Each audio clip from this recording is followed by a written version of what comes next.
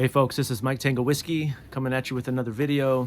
This time I wanted to do a little bit of some explaining. If you're new to the channel, you're probably seeing things in my videos or in the comments, the phrase TOTC, TOTC, or comments about compasses or comments about the 68% or 68 percenters, and I get a lot of questions. What is this? What does this mean? So I thought I'd make a short video kind of explaining those concepts, because we've used them and developed them throughout a series of videos over the past probably 2 months or so.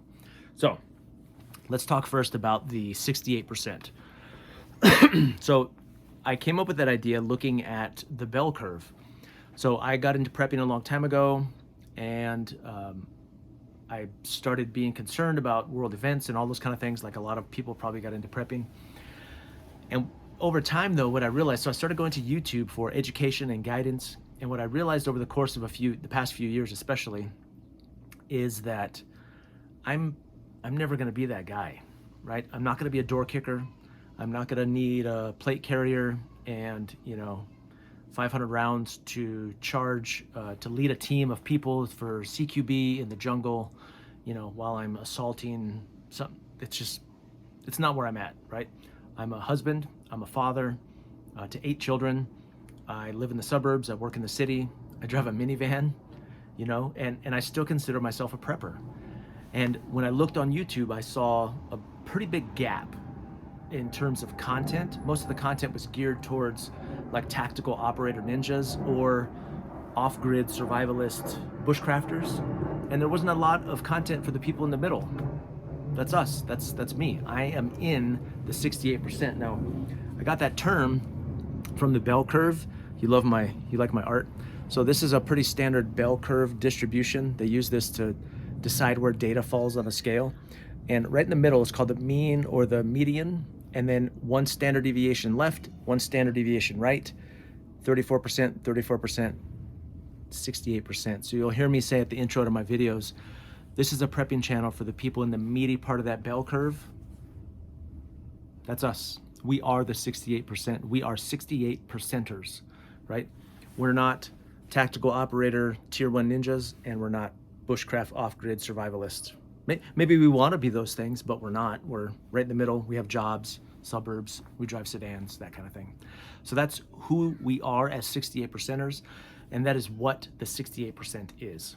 Okay, so the other concept that I feel that I've talked about in a couple of videos, but rather than go and make you watch an hour-long video about this concept, it's another one that I've kind of come up with. It's called TOTC or TOTC.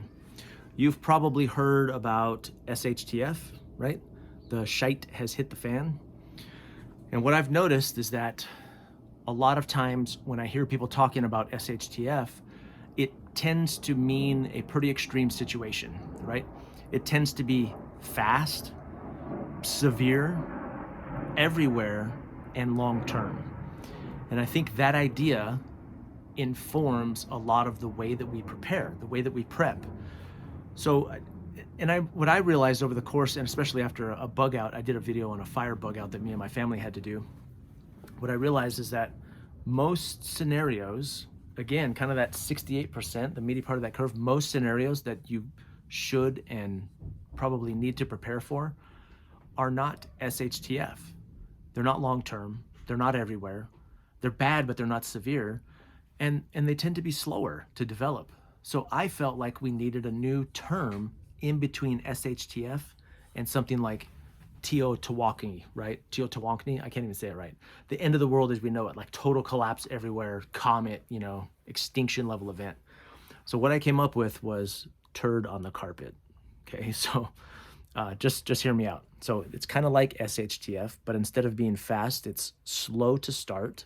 Okay, it's bad, but it's not severe. I mean, it's bad, and then it's not everywhere. It tends to be local. Okay, like a town or a city, or maybe even a street or a neighborhood within a town, and then it tends to be short term. And it's my contention that the vast majority of things that we need to prepare for are more turd on the carpet than they are SHTF. I think it's like 80%, 20%. Not that we shouldn't do this. I still think we should do this, But I think most of where we should be prepping and paying attention to our time, money, resources is right in this area here, okay?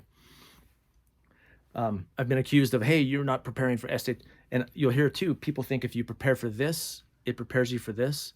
I found that not to be true with our family fire bug out, where I was kind of ready for this, and it didn't really prepare me for this. This was more of a bugging over situation, right? Where it was in the middle. It was 3 days. We had to evacuate for a fire. I needed 0 rounds of ammunition to fight the fire. Like, all the stuff I had here didn't really help me. So, and then on that sliding scale, you know, if you were to continue to go over on that scale, you would have like a life-altering event. The end of the world as we know it. I'm not going to write that out, but this would be an example of something that's instant, the worst ever, right? A civilization-ending event, probably global thermonuclear war, comet, you know, ice age, the Younger Dryas event about 10,000, 11,000 years ago, some sort of thing like that. And it's forever. In other words, everything changes from that point forward. So this is my contribution to the prepping community, this acronym right here, TOTC, okay? Turd on the Carpet. So it's not quite SHTF. It's where we should spend most of our time, money, and energy preparing for those things that are most likely to occur. And the group that are doing it, what we're calling ourselves on this channel, we are the 68%. So I hope that helps. I hope that answers a lot of the questions I've been getting. If you're new to the channel, please subscribe. That's the first time I've asked somebody to subscribe. That's gross. Don't subscribe if you don't want to. I'm not going to ask you to do that. But if you enjoy the content, keep watching, keep coming back, and I will keep pumping it out. So I appreciate you all. And this is Mike Tango Whiskey. I am all clear.